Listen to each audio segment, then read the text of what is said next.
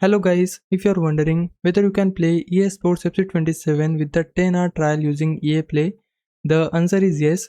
A standard EA Play subscription gives you access to a 10-hour early access trial of EA Sports FC 27.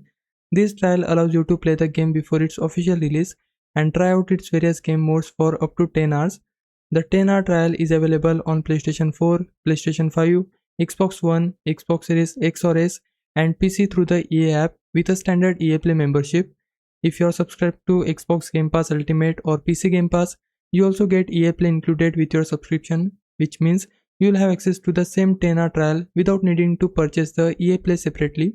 Keep in mind that the 10-hour limit is based on your total playtime. Whenever the game is open, the timer continues to count down, so it's a good idea to completely close the game when you are finished playing if you want to save your remaining time.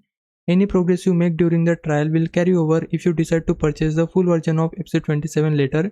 So yes, if you have an active EA Play subscription or a subscription that includes EA Play, you can play FC 27 10-hour trial when it becomes available. Hope this helps. Leave a like and subscribe my channel. For now, thanks for watching.